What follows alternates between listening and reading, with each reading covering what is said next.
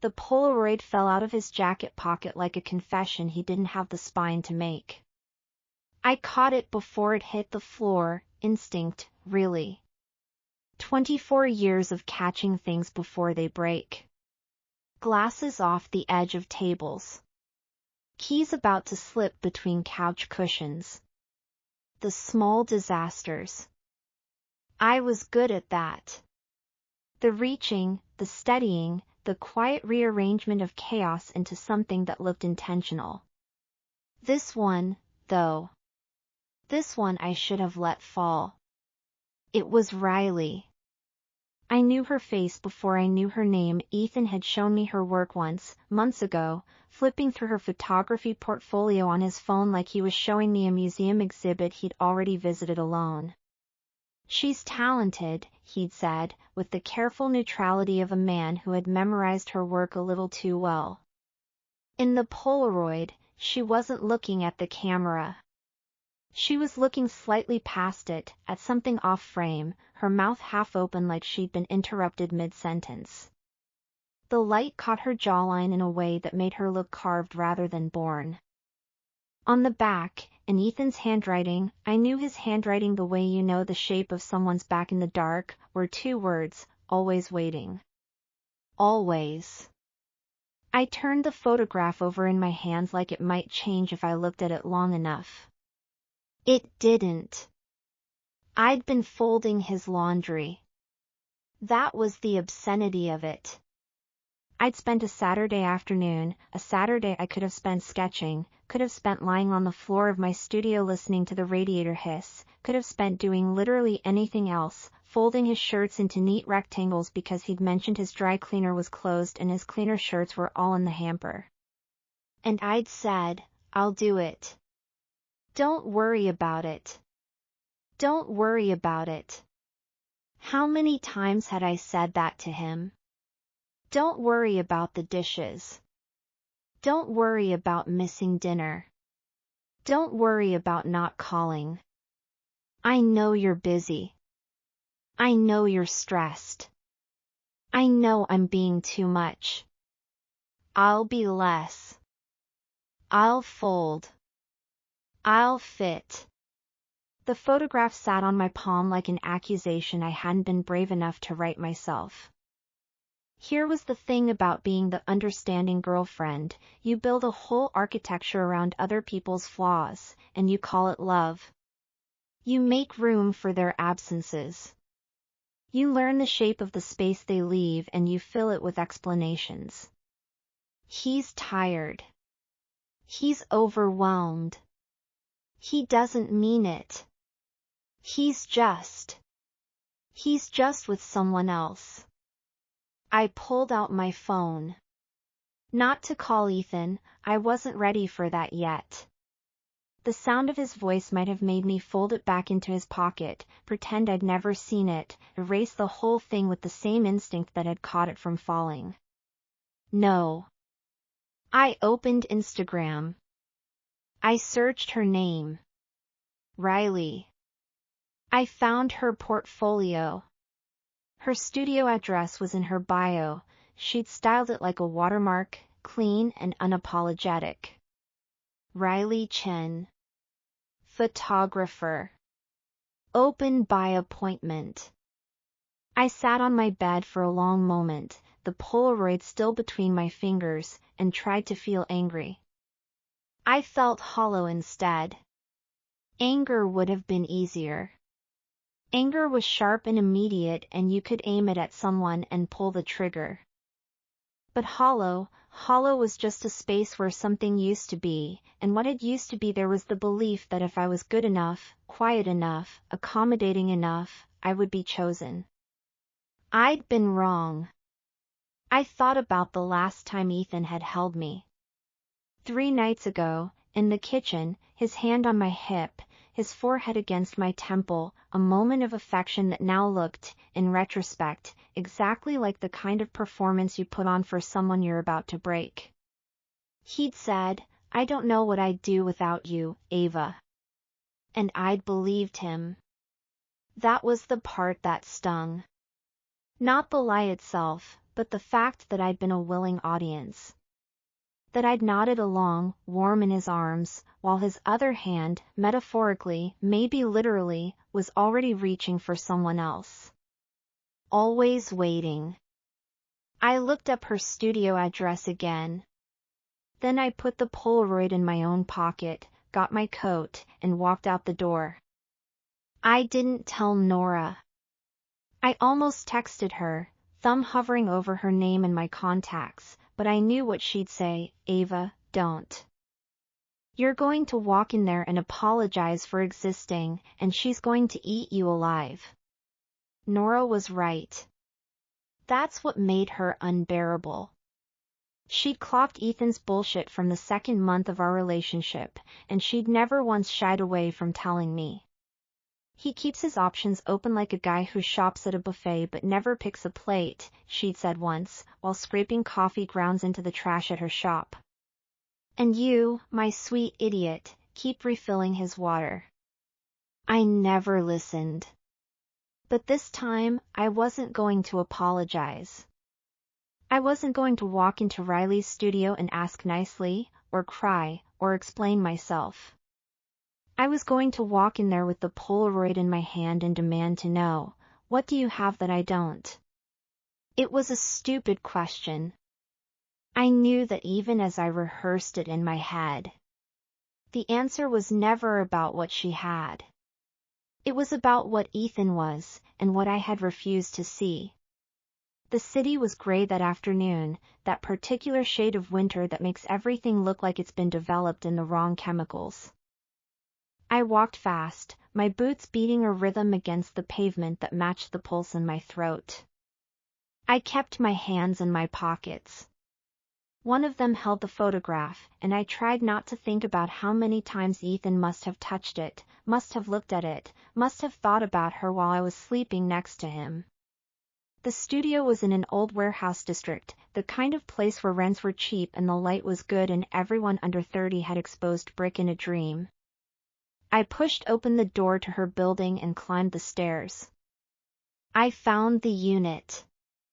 A small brass plaque beside it read Riley Chin Photography. I didn't knock. I put my hand on the handle and pushed. She was standing in the middle of the room, her back to me, phone in her hand.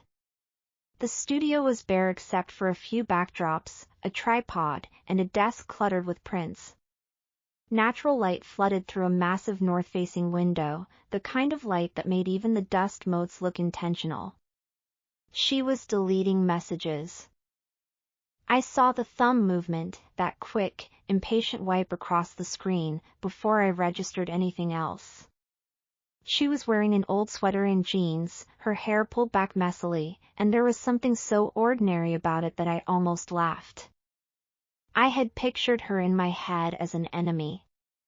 A woman with perfect skin and perfect timing and a perfect understanding of how to steal someone else's life. But she just looked like a person. A person deleting messages from my boyfriend. "Excuse me," I said. My voice came out steadier than I expected. "I think you have something of mine." She turned. The Polaroid hadn't done her justice.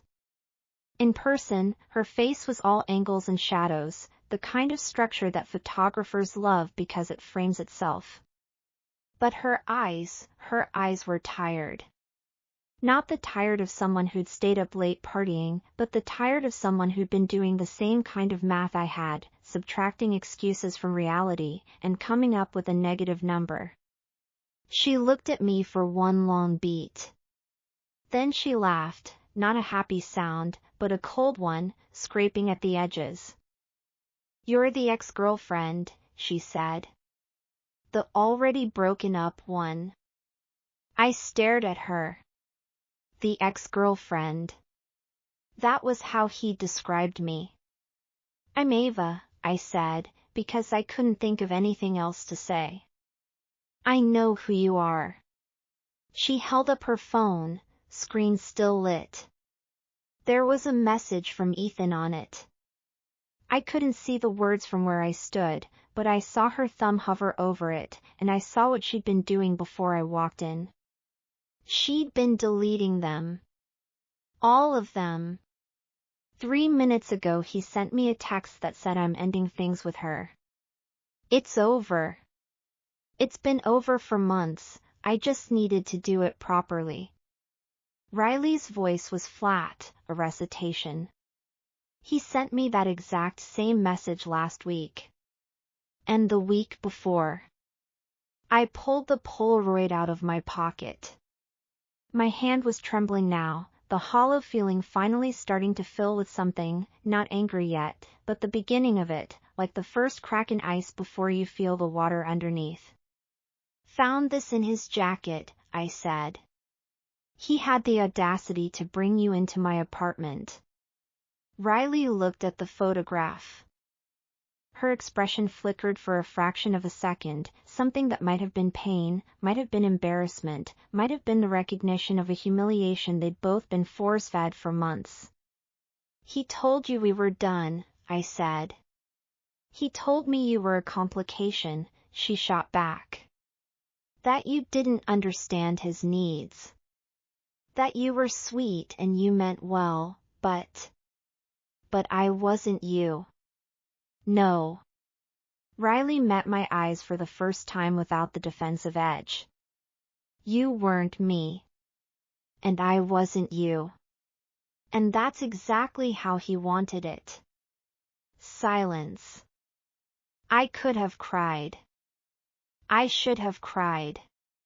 Everything in my body felt like crying, the way grief and shame and the sick recognition of being used all mixed together in my chest like a pallet I'd accidentally knocked off the table.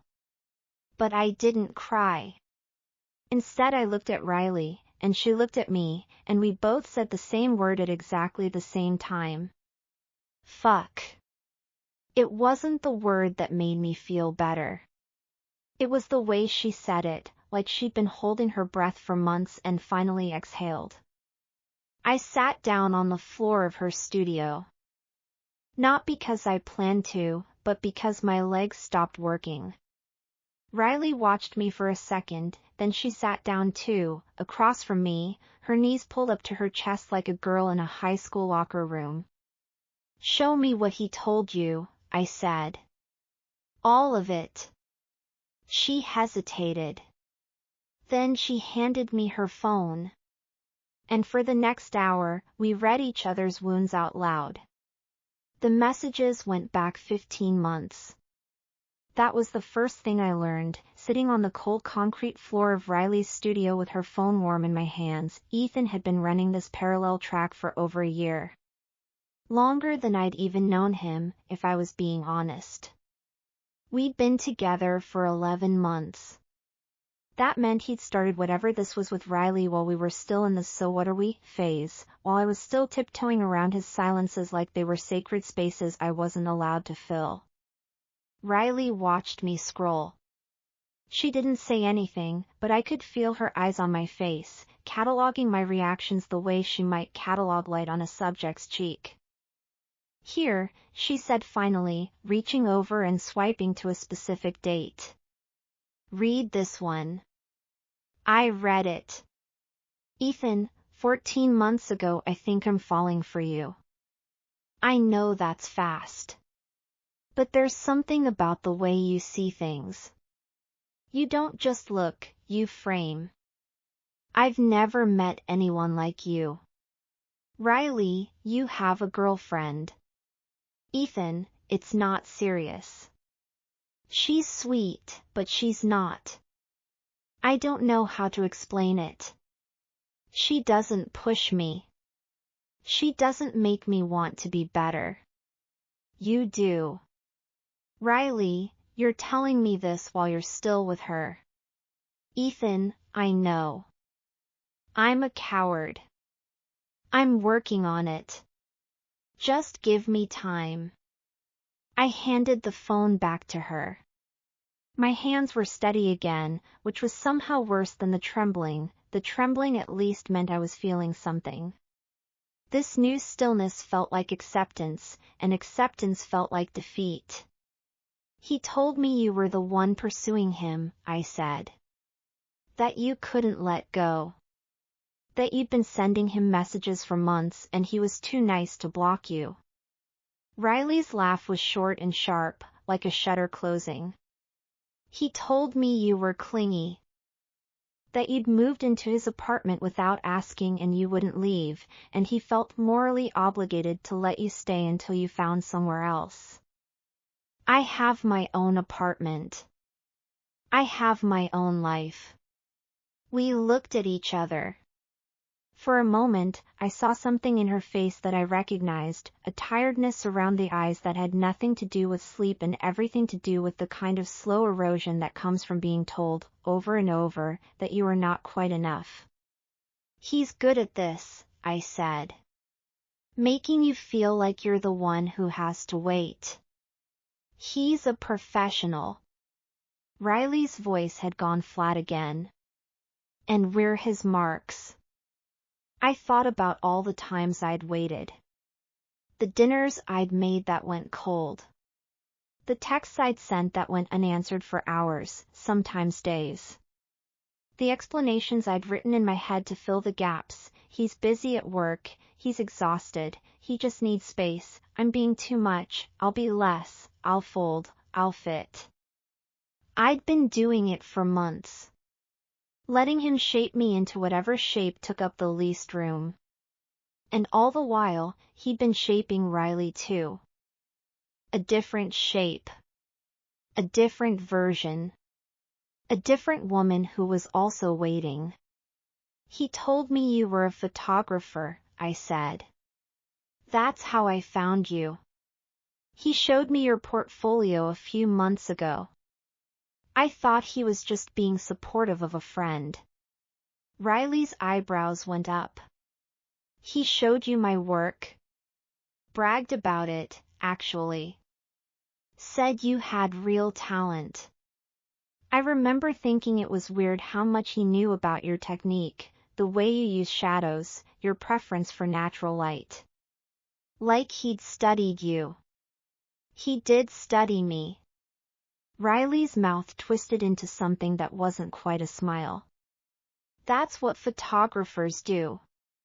We look at things until we understand how to break them down.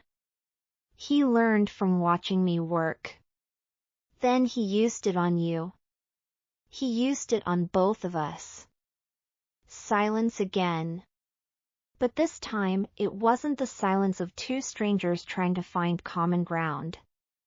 It was the silence of two people who had just discovered they'd been living in the same house, on the same street, in the same city, without knowing the other existed. And now that they did, they couldn't unsee it. We moved to her desk after the floor started making my hips ache. Riley pulled up a second chair and we sat facing each other like two diplomats at a failed peace summit, except the war we were negotiating was our own humiliation. We need to map this, I said. Timeline. Messages. Everything he said to each of us. Riley raised an eyebrow. You want to make a chart of our mutual betrayal? I want to see it all in one place. So we stop making excuses for him. I pulled a sketchbook out of my bag, I never went anywhere without one, and flipped to a blank page. What were the dates? When did it start? She rattled off a timeline with the precision of someone who'd been storing receipts for months. He approached me at a gallery opening. 15 months ago. Said he loved my work and wanted to commission a portrait series. That was the excuse, the business line. It took about 3 weeks before he started texting me personal things. Did you sleep with him? The question came out sharper than I'd intended. Riley's face went still. Before or after he told me you were just a situationship? Does it matter? Everything matters right now. I drew a line down the center of the page. You. Me. Him. I need to know what I'm dealing with. Riley was quiet for a moment. Then she said, after. He told me he was ending things with you. I believed him. So yes, I slept with him. And then I waited for him to follow through, and he didn't, and I kept waiting, and I kept sleeping with him, because every time he showed up he had another reason, and I kept believing the reasons were real. I wrote slept together, month 3, on her side of the page. I was a virgin, I said, not looking up from the page. When I met him, he made it feel like something special. He said he'd wait, that he wanted to be sure, that he didn't want to rush me. And I thought that meant he respected me. That he saw something in me worth protecting. I drew a small X next to my name. He slept with you while he was sleeping with me and telling me he was respecting my boundaries. The words hung in the air between us. Riley reached over and took the pen from my hand. She wrote, in capital letters, at the top of the page. He was a liar. It was never about us. I stared at the words. I've been telling myself that for months, she said quietly. It didn't make it stop hurting. I looked at her differently then. Not as the enemy, not as the other woman, not as the one who had stolen something that was supposed to be mine. I looked at her as someone who had also been lied to. Who had also made excuses. Who had also let herself believe that if she just waited long enough, she would be chosen. You thought you loved him, I said. I thought if I loved him hard enough, he'd choose me. That's what I thought too. Riley laughed again, but this time it wasn't cold. It was the laugh of someone who was too tired to pretend anymore. God, she said. We're pathetic. We're human. Same thing. I looked at the timeline we'd started to build, the overlaps, the missed opportunities, the careful architecture of a lie that had been constructed to keep both of us in place. He'd never intended to leave either of us. He'd intended to keep both of us, indefinitely, in separate boxes labeled need and want and convenience and ego. I hate him, I said. Good, said Riley. That's the first smart thing you've said all day. We moved from the desk to her small kitchenette, where she made tea with the intensity of someone who needed something to do with her hands. I sat on the counter and watched her, the way she measured the water, the way she dropped the tea bags into mugs with a precision that was almost aggressive. You're very precise, I said. I'm a photographer. I frame things. Even tea? Especially tea. She handed me a mug. The ceramic was warm, the liquid was dark, and I wrapped my fingers around it like it was the first solid thing I'd touched in months. Can I ask you something? I said. You're going to anyway. Did you ever think about me? Riley leaned against the counter opposite me, her own mug cradled in her hands. She was quiet for a long moment. Yes, she said finally. I thought about you all the time. I made up a whole version of you in my head. Someone cold and distant who didn't appreciate him. Someone who took up space he could have been filling with me. I hated the version of you I invented. And now? Now I know you're just a woman who folds laundry for men who don't deserve it. She took a sip of her tea. Which is exactly the kind of woman I've been too. I wanted to argue. I wanted to say that I wasn't that I was more than my willingness to accommodate, that I had a life and a career and a self that existed outside of Ethan's gravitational pull. But the words stuck in my throat because they were true. I had been a woman who folded laundry for a man who didn't deserve it. I had been a woman who made herself smaller so he could fill more space. Is that who we are? I asked. People who tolerate men who treat us like options? No. Riley set her mug down. That's who we were. Who we are now, that's something else. What? She looked at me. Her eyes were dark and steady, and for the first time since I'd walked into her studio, they didn't look tired. They looked sharp. Focused. The eyes of someone who had just taken a photograph and was about to decide whether to keep it or destroy it. We're the women who caught him, she said. And we're not going to let him get away with it.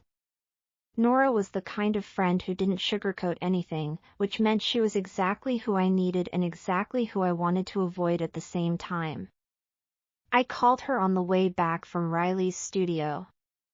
She picked up on the second ring, which meant she wasn't busy with customers. Eva. Her voice was crisp as fresh lettuce. You sound like you've been crying or plotting a murder. Please tell me it's the second one. It's complicated. It's always complicated. Spit it out. So I did. I told her about the Polaroid, about the trip to Riley's studio, about the mutual discovery that we'd both been played for the same fool. I told her about the timeline, the text messages, the way Ethan had constructed an entire architecture of lies designed to keep two women suspended in a state of perpetual waiting. When I finished, Nora was quiet for a full 4 seconds. That's the most beautiful thing I've ever heard, she said finally. Nora. No, I mean it. This is the kind of story that makes people buy books. The girlfriend and the other woman unite to destroy the man who wronged them. It's poetic.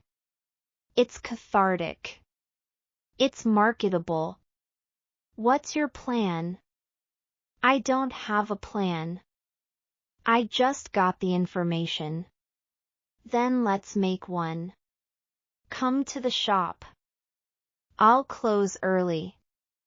And bring the photographer. She's not my friend. We just met. She's your partner now. In crime, if nothing else. Bring her. Nora hung up before I could argue. Riley showed up at the coffee shop 45 minutes later, looking exactly like someone who had been dragged out of her studio against her will. She was wearing the same old sweater and jeans, her hair still pulled back messily, and she had a camera slung around her neck like armor. Nora looked her up and down with the clinical precision of a woman who had been evaluating human beings for profit for the last 3 years. You're the photographer, Nora said. I'm the photographer. Good. You have good bone structure. I'd hire you if I needed headshots. She waved us both to a table in the corner and sat down across from us. Now, let's talk about revenge. I'd been to Nora's shop 100 times, but I'd never seen her like this. Her eyes were bright, her hands were moving in short, decisive gestures, and she looked like she was enjoying herself more than she'd enjoyed anything in months. Here's the thing, she said. Men like Ethan, they don't just lie. They lie to maintain a system. And the only way to break a system is to expose it. Not to him, he already knows what he's doing. To everyone else.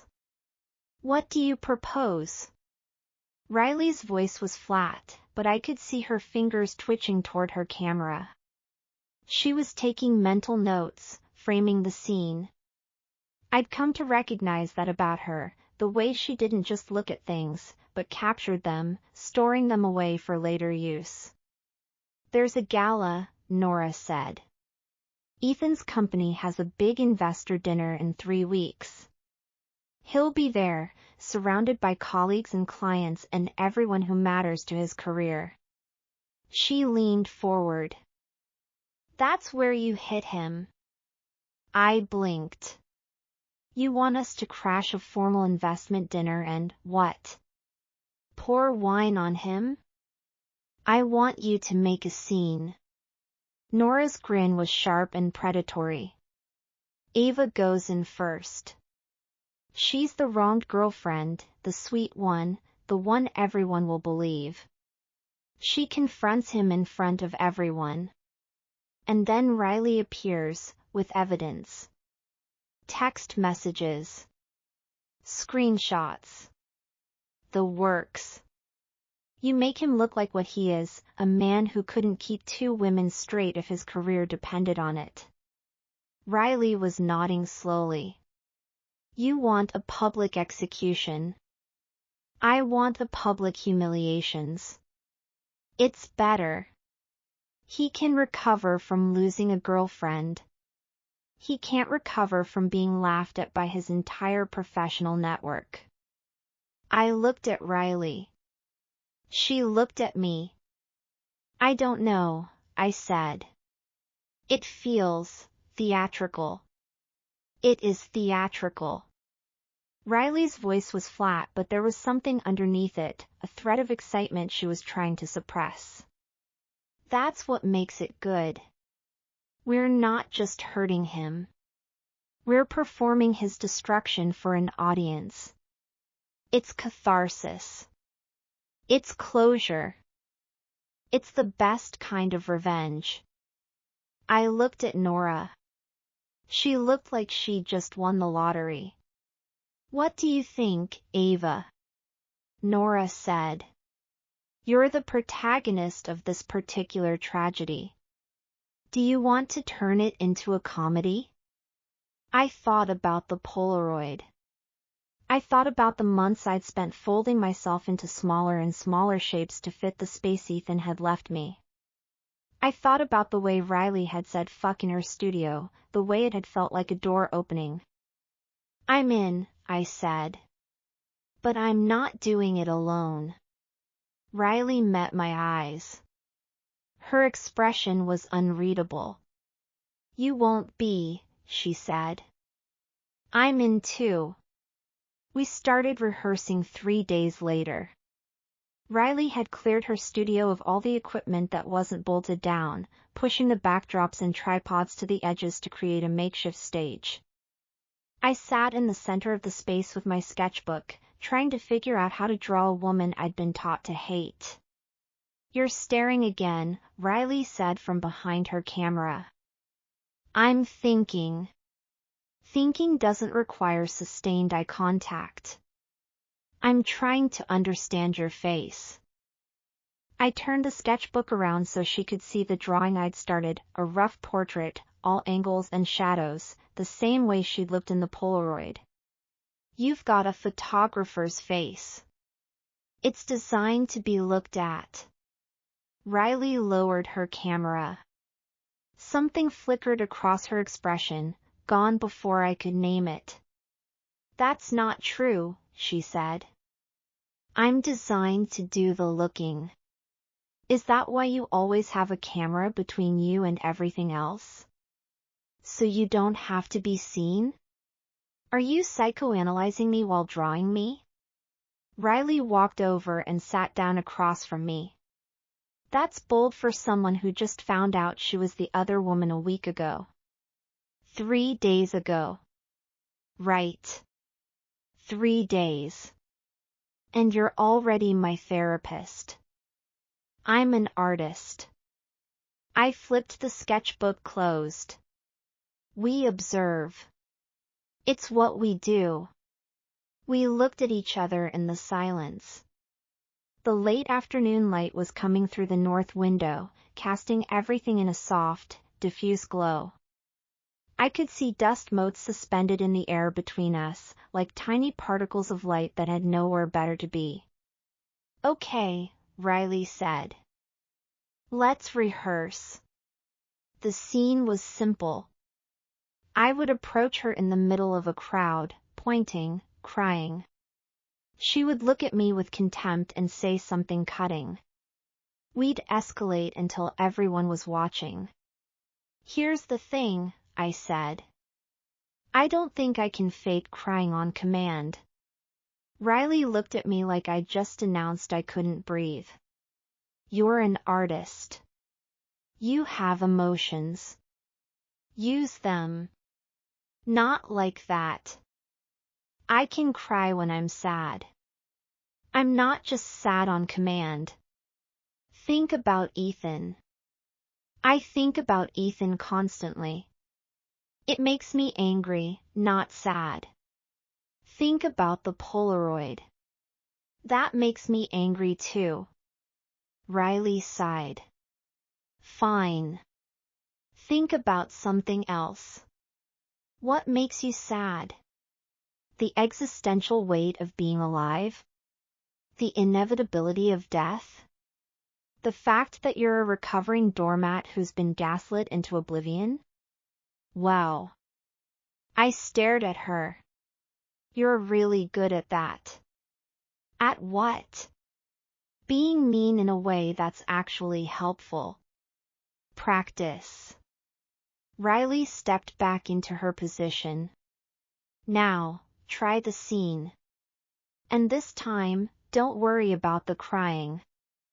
Just act like someone who's been destroyed by a man who didn't deserve her. It won't be hard, you've been doing it for months. I felt the words hit. Not as an insult, though they were meant that way, but as a recognition. She was right. I'd been acting like a victim. I'd been performing a version of myself that accepted crumbs and called it a meal. Okay, I said. Fine. I stood up. I took a breath. And then I did what she asked. The scene started okay. I said my lines. She said hers. We escalated. But somewhere in the middle of it, right as I was supposed to be screaming, we both broke. You're so, Riley started. I'm what? You're so soft. She shook her head. You look like you're about to apologize for existing. I'm trying to be vulnerable. You're being pathetic. The word came out harder than she probably intended. I flinched. I couldn't help it. That word, that exact word, had been floating around my head for months. And hearing someone else say it out loud, it cracked something open. For a long moment, we stood across from each other in the middle of the empty studio. The dust motes had settled. The light had shifted, gone golder, more forgiving. I'm sorry, Riley said. That was harsh. It was honest. I wiped my face with the back of my hand.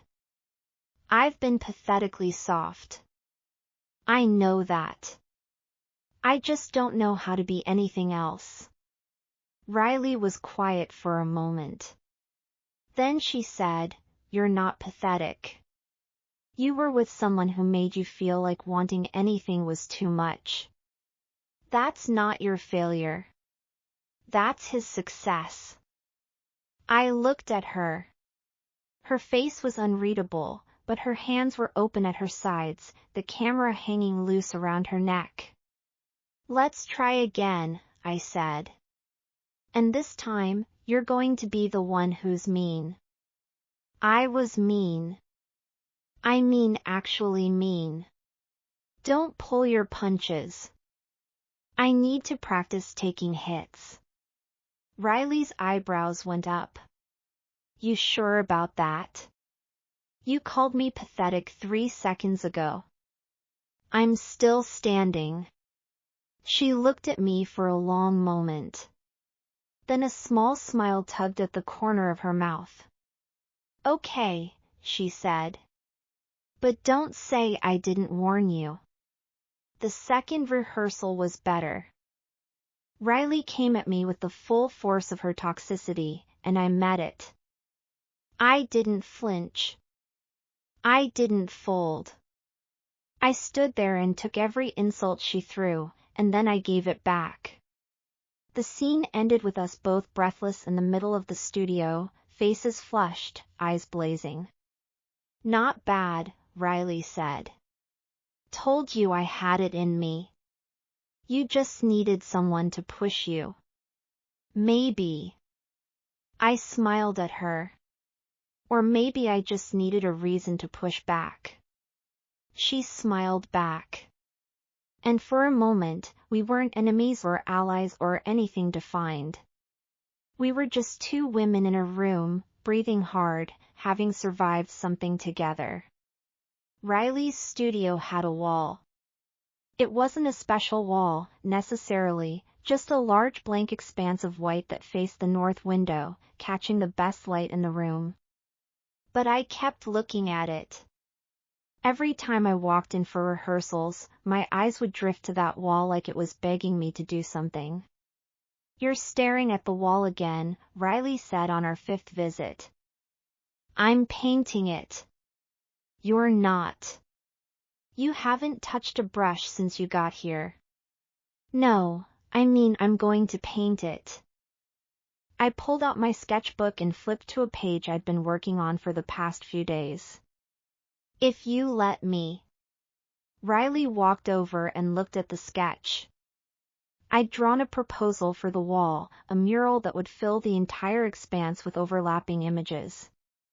Flowers and cameras and hands and eyes, all intertwined in a way that suggested movement and growth and the kind of chaos that only looked messy until you stepped back and saw the pattern. "This is..." Riley trailed off. "You want to paint this on my wall?" "Yeah." I figured if we're going to spend 3 weeks in this room plotting revenge, we might as well make it pretty. "It's not just pretty. It's..." She stopped. Swallowed. "I don't know what it is. But I like it." I felt something warm spread through my chest. It was the same feeling I got when a client said yes to a commission, or when I finished a piece that had been fighting me for weeks. Recognition. Approval. The sense that something I'd made had landed. "Then let's do it," I said. "I'll need supplies. Paint. Brushes. A ladder." "I have a ladder." "You have a ladder in a photography studio?" "I'm a photographer. I need to get high angles." "Of course you do." I smiled. "Always need a better frame." The next day, I arrived with an armload of supplies.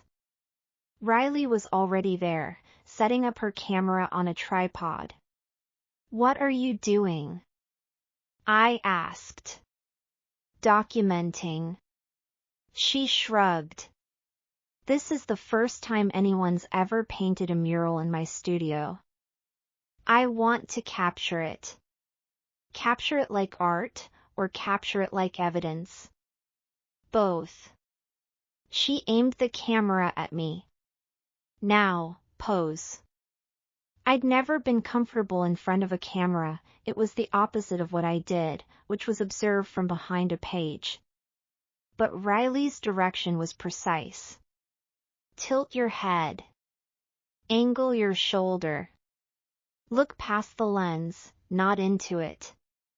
It felt like a performance, but a controlled one, the kind where you knew exactly what you were giving and what you were holding back. "Okay," she said finally. "Now paint." I painted. It took 3 days. By the end of the first day, I had the outline done. By the second, the base colors were in place. By the third, the details were coming together, the flowers blooming from the cameras, the hands reaching out of the shadows, the eyes that watched from every corner of the composition. Riley watched me work when she wasn't doing her own editing. She'd sit with her laptop on the other side of the room, processing photos while I worked with the paint, occasionally looking up to give a comment or a critique. "You're using too much blue on the left side," she said on the second day. "Blue is the color of trust. Trust is overrated." "Maybe." I dipped my brush in more blue anyway. "But it's also the color of the sky. And the ocean. And the space between two people who've decided to stop being enemies." Riley was quiet at that. She turned back to her laptop, and I didn't push. On the third day, I finished the mural. It glowed in the north light, the colors deep and alive, the composition somehow both chaotic and calm. I stepped back to look at it, and I felt something like pride, a rare and precious feeling. "It's good," Riley said from behind me. "Really good." "Thanks." I turned to face her. "Now teach me how to use a camera." Riley blinked. "What?" "Your turn. You can't have a wall and not share your craft. Quid pro quo. You teach me photography, I finish the mural. Deal?"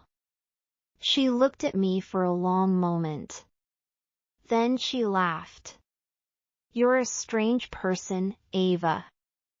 "I know." "Is that a yes?"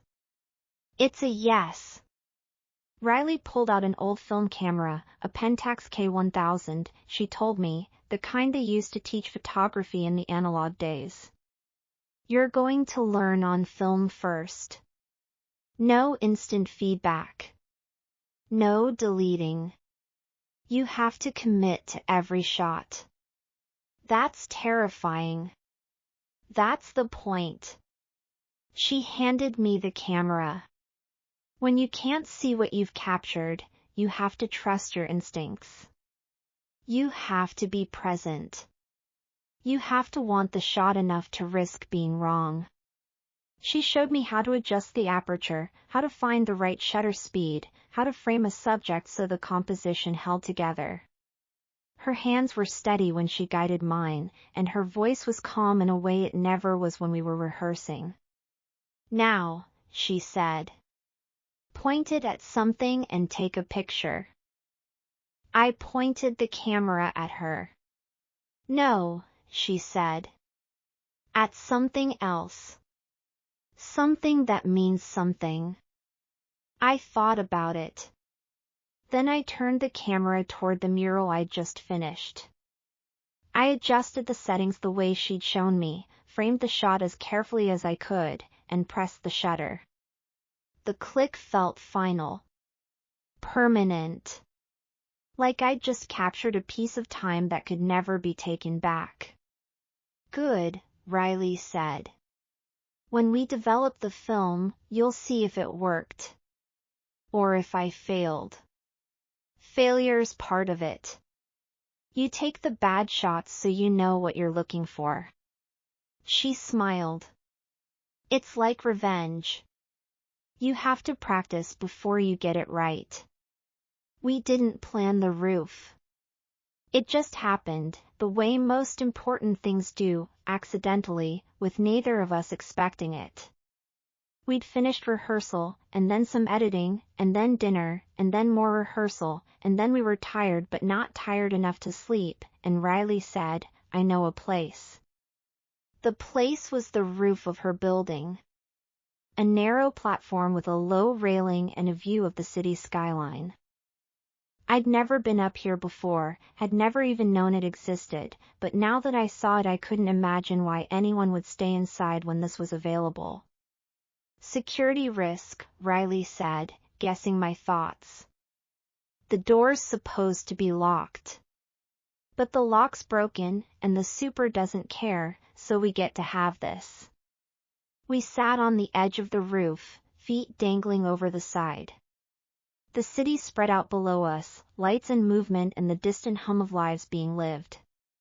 It felt like being suspended in the middle of something bigger than either of us. I don't know why I put up with it, I said, not looking at her. For so long. I knew something was wrong. I could feel it. But I kept telling myself I was imagining things. We're really good at lying to ourselves. Especially when the truth would hurt. Riley was quiet for a moment. Then she said, he told me no one else would ever understand me. That I was too much for most people, too sharp, too demanding, too much work. And I believed him because he was the only one who seemed willing to try. I'm sorry. I'm not saying that for pity. I'm saying it because I want you to know, I wasn't the bad guy. I was just as broken as you.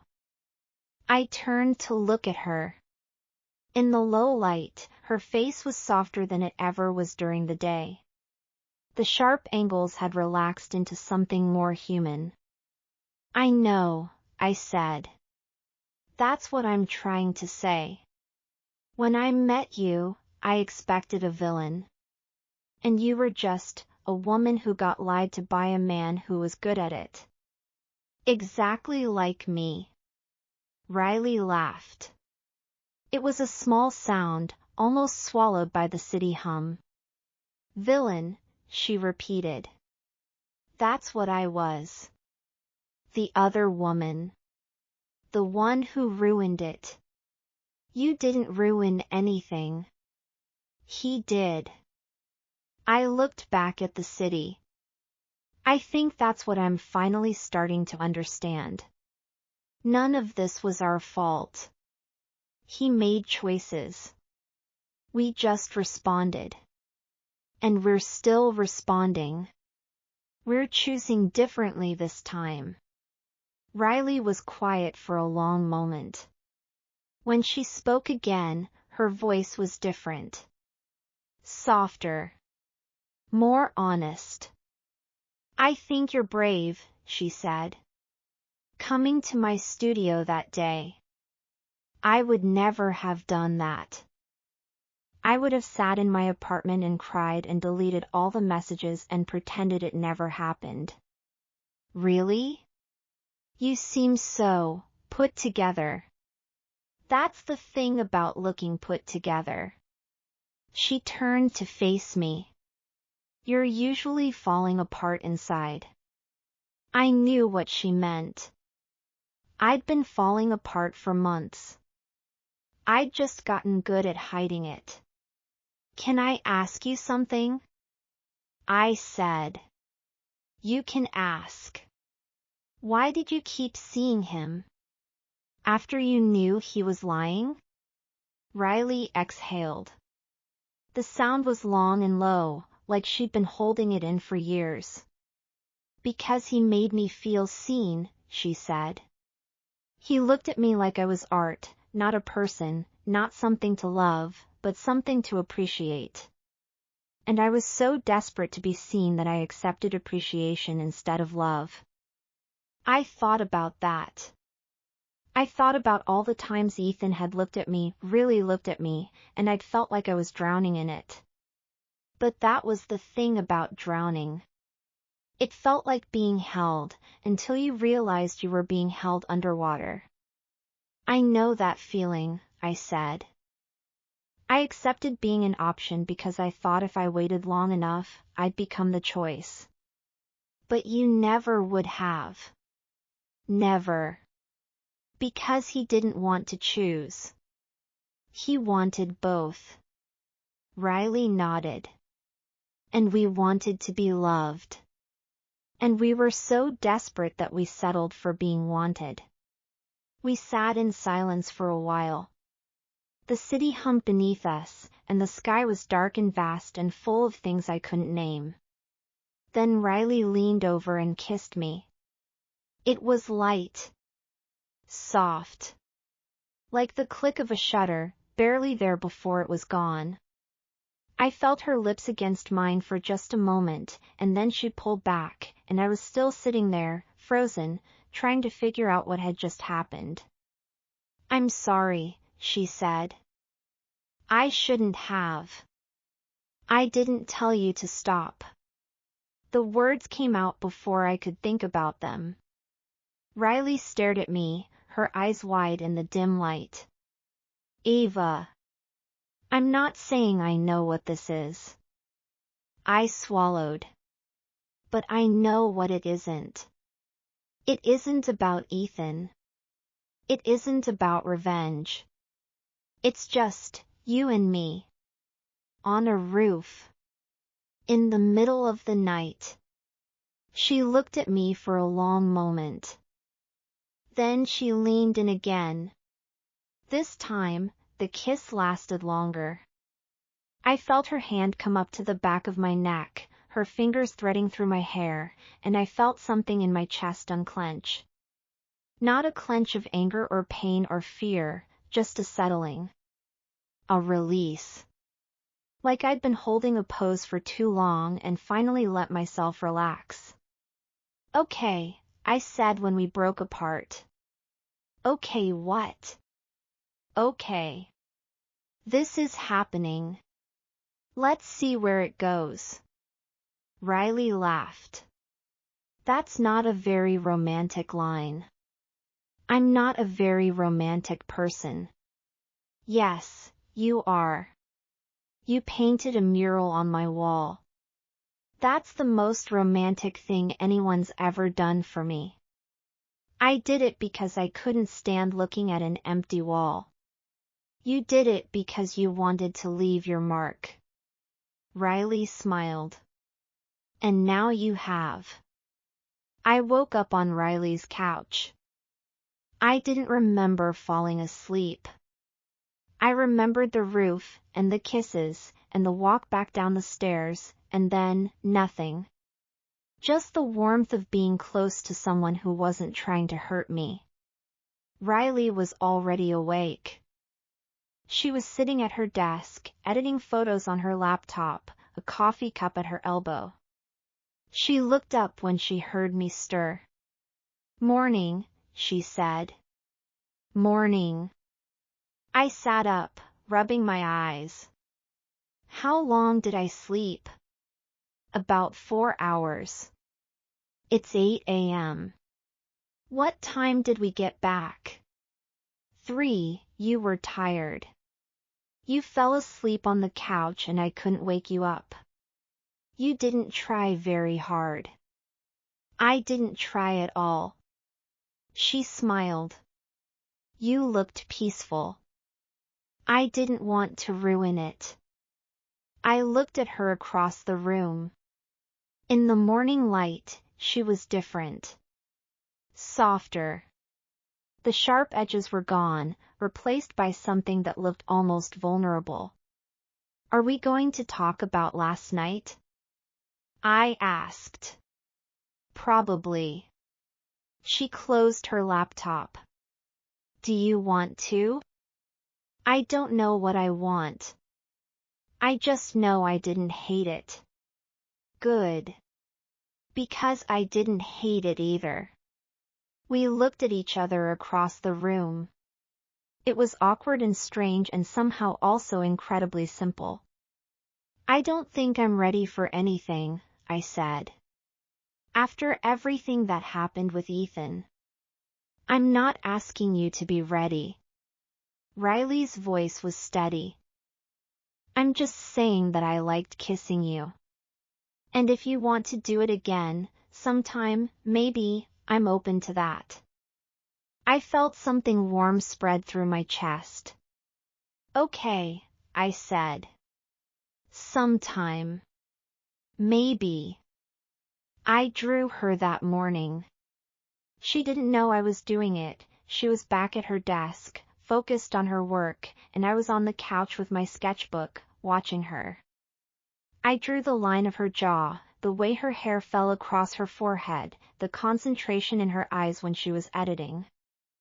I drew the version of her that I'd seen last night on the roof. The soft version. The human version. When I was done, I tore the page out of my sketchbook and left it on her desk before I left. She found it later. I got a text from her. Riley, is this what I look like when I'm working? Ava, it's what you look like when you're not trying to be sharp. Riley, I don't know if I like it. Ava, I do. Riley, fine. Keep it. Ava, I will. The gala was in 4 days. We'd been rehearsing for almost 3 weeks. The scene was tight. The lines were memorized. We had screenshots printed, messages compiled, a carefully constructed narrative of betrayal that would play perfectly in front of a room full of investors and colleagues. Tonight, we were doing a dress rehearsal. Riley had found some gowns at a vintage shop, a silver blue one for me, a deep burgundy one for her. We stood in front of her studio's single mirror, adjusting straps and trying not to look at each other too much. You're nervous, Riley said. I'm not nervous. I'm excited. Same thing. It's not the same thing. Nervous is scared. Excited is. Scared with a smile. I laughed despite myself. Fine. I'm scared. But I'm also ready. Riley turned to me. Her hair was down, the burgundy gown hugging her frame in a way that made her look like she just stepped out of a painting. You look good, I said. Thanks. She looked at my dress. You look better. I'm not trying to compete. Good. Because I'd win. She smiled. Kidding. You look beautiful. You always look beautiful. I felt my face flush. You don't have to say that. I'm not saying it because I have to. I'm saying it because I want to. There's a difference. We were standing close now. Too close. The air between us felt charged, like it always did when the rehearsals got intense. But this wasn't rehearsal. This was real. Is this a bad idea? I asked. Going into the gala like this? After everything? Probably. Riley's voice was low. But when have we ever made good decisions? Never. Then we're consistent. She leaned in and kissed me. It was slow, deliberate, the kind of kiss that made you forget where you were and what you were about to do. When she broke away, she was smiling. Now, she said. Let's go destroy him. The gala was at a hotel downtown, a glittering affair of chandeliers and champagne and people who made more money in a year than I'd make in a lifetime. I walked in on Riley's arm, both of us scanning the room for the man we'd come to ruin. There he is, Riley said quietly. By the bar. Talking to the guy in the gray suit. I followed her gaze. Ethan was there, looking every inch the successful investment banker, charm turned up to full wattage. He was laughing at something, his head tilted back, that infuriating smile on his face. He looks happy, I said. He's never happy. He's just performing. Like we're about to perform. Exactly. Riley squeezed my arm. Ready? Ready. The plan was simple. I'd approach him first.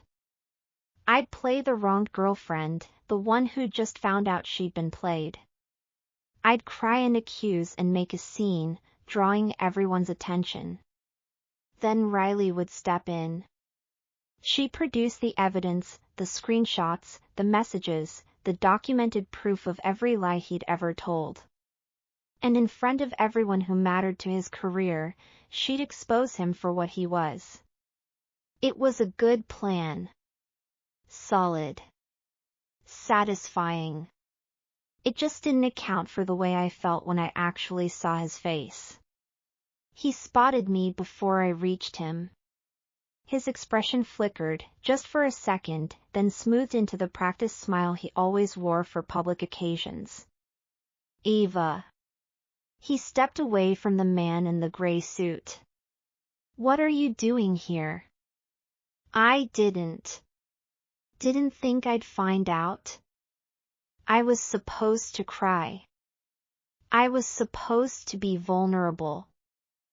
I was supposed to play the wounded girlfriend, the soft one, the one who would crumble in front of an audience. Instead, I just looked at him. Riley, I said. You know her. His face went pale. Not a flicker this time, a full shutdown. Ava, I don't know what you think you. I know everything. I pulled out the Polaroid, the one I'd kept in my pocket for 3 weeks, the one that had started this whole thing. I know about always waiting. I know about the texts. I know about the last 15 months of your life, the one where you told me I was the one while telling her she was the one. Ava, please. He stepped closer, his voice low. Not here. We can talk about this later, privately. This is a professional event. We're not talking. I smiled. We're performing. Riley appeared at my side. She was holding a stack of papers, printed screenshots, each one a perfect little bomb waiting to explode. Hi, Ethan, she said. Remember me? He didn't have time to answer before Riley started reading. I'm ending it with her. It's been over for months. Just give me time. She turned the page. She doesn't understand me like you do. You're the one I love. Another page. I'm working on it. I promise. She's a complication, nothing more. People were turning around. The man in the gray suit had taken a deliberate step back, like he didn't want to be associated with whatever was happening. Riley, please. Ethan's voice was desperate now. This isn't what it looks like. What does it look like? I asked. Because from here, it looks like you lied to 2 women for over a year so you could have both of us. It looks like you made me feel like I was crazy for suspecting something. It looks like you're a coward. I'm not. You're exactly what you are. Riley stepped forward, her voice rising. You played us. Both of us. And we're done being played. The room was silent. Every eye was on us. And then, something shifted. Riley turned away from him. She looked at me, and I looked at her, and I saw something in her expression that wasn't in the script. I'm not done, she said. I have one more thing to say. I didn't know what was coming. We'd rehearsed this a dozen times. I knew every line. But this wasn't in the rehearsal. Ethan, you're not the story, Riley said. I came here to expose you. But that's not what I'm doing anymore. She turned to face the crowd, her voice clear and steady. I'm here because I fell in love with my enemy. There was a collective intake of breath. Ava, she said. I know this isn't the plan. I know we're supposed to be destroying him. But I can't stand here and pretend that this is just about revenge anymore. You taught me that I don't have to be the person who waits. You showed me what it looks like to be chosen. And I want to choose you. I stared at her. I couldn't breathe. I couldn't think. Ava? Riley's voice was wavering. Say something. I looked at her. I looked at Ethan. I looked at the crowd of strangers staring at us like we were the best entertainment they'd seen all year. And then I laughed. You're an idiot, I said. You ruined the whole plan. I know. We were supposed to destroy him, not. I know. You're lucky I love you too. The room erupted.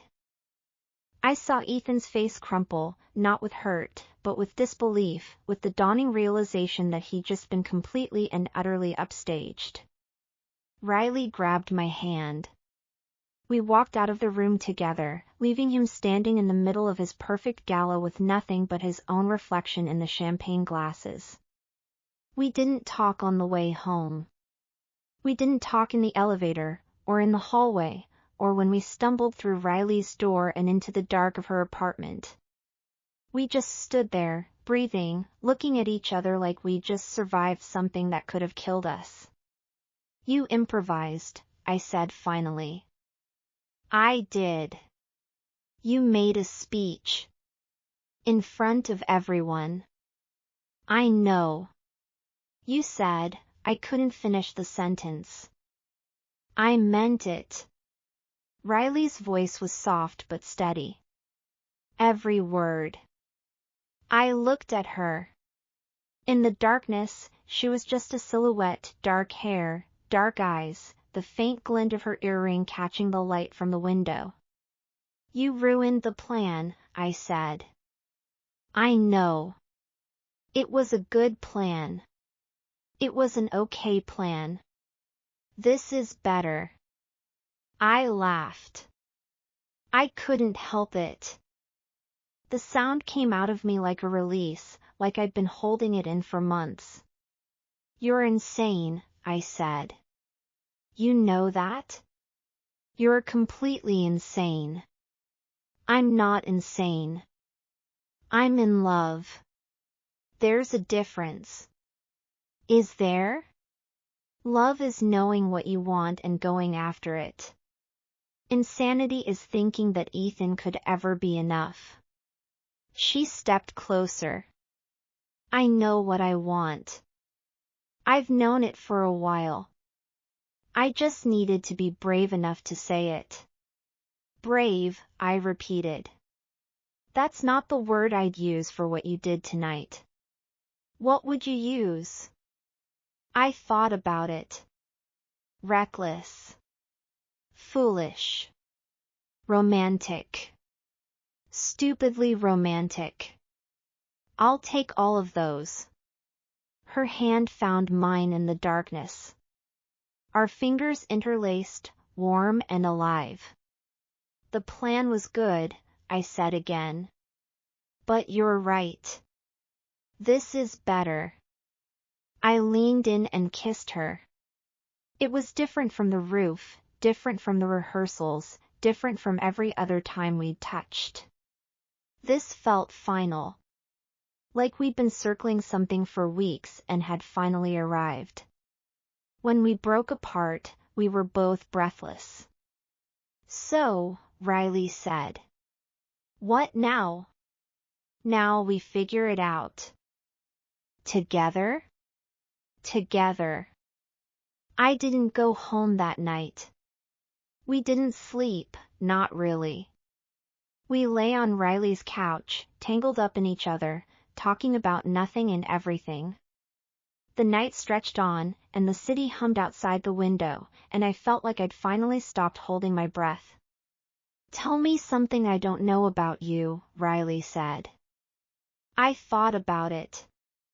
I'm scared of being alone. That's not something I don't know. That's something I guessed the first time I met you. Fine. I'm scared of being alone, but I'm also scared of not being alone.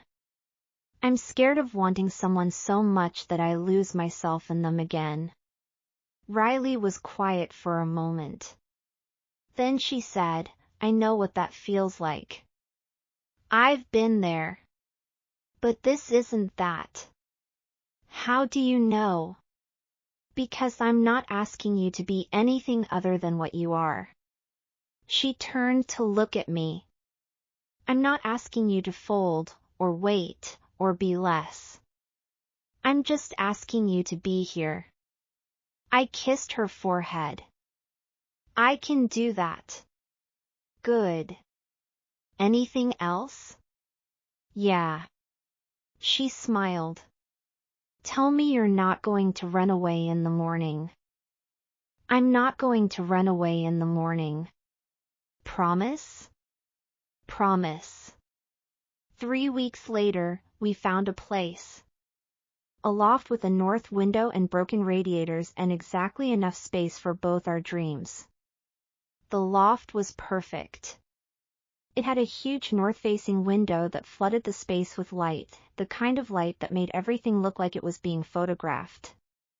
On one side of the room, my easels and paints and stacks of sketchbooks.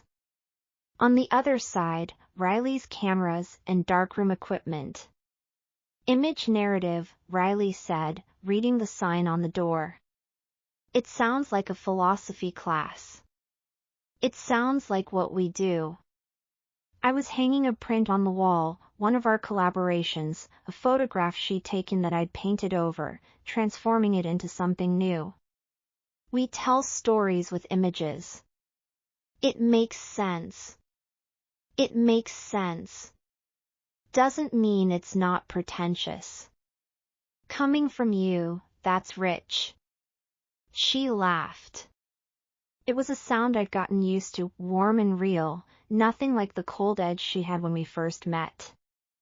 I thought about how far we'd come. From enemies to allies to lovers. From two women who'd been played to two women who'd chosen each other. It didn't feel like revenge anymore, it felt like redemption. Like we'd taken something broken and rebuilt it into something better. Hey, I said. Thank you. For what? For not giving up on me. For making me realize I deserved more. You gave up on yourself. I just pointed it out. Same thing. Is it? She walked over to me, brushing a stray hair from my face. Because I think you did the work, Ava. I just showed up. I leaned into her touch. You showed up. That's more than anyone else ever did. The darkroom was small and warm, the kind of space that felt like a secret. The red light cast everything in a soft, romantic glow, and the air smelled like chemicals and paper and something that felt like possibility. Okay, Riley said. Are you ready? Ready. She handed me the print. It was the first photo I'd ever taken, the one of the mural I'd painted on her studio wall. In the developing tray, it had come to life. The colors were rich and deep, the composition perfect. It's beautiful, I said. You're beautiful. Riley. I know. It's cheesy. But I'm allowed to be cheesy now. She took the print from me and hung it up to dry. We've earned it. I looked at her in the red light. She was focused on the prints, her hands steady, her expression calm. You're doing it again, I said. Doing what? Looking at me like you're taking a picture. I'm not taking a picture. I'm memorizing. She turned to me. That's different. Pictures capture a moment. Memory captures a feeling. And what feeling are you capturing? She stepped closer. Her hand found my waist, her thumb tracing a slow circle on my hip. Redemption, she said. The feeling of getting everything you thought you'd lost. I kissed her. In the red glow of the darkroom, surrounded by prints and chemicals and the evidence of our shared creative life, I felt like I was exactly where I was supposed to be. "Okay," I said when we broke apart. "Now I'm taking the picture." I reached for her camera, the Pentax K1000 she taught me on, and aimed it at her. "Frame it right," she said. "I know how to frame it." "Then do it." I pressed the shutter. The click was soft and final, a sound that meant something had been captured forever. But that was the thing about photographs, they didn't capture everything. They couldn't capture this. The heat of the darkroom. The warmth of her skin. The feeling of being seen and chosen and loved. That was for us.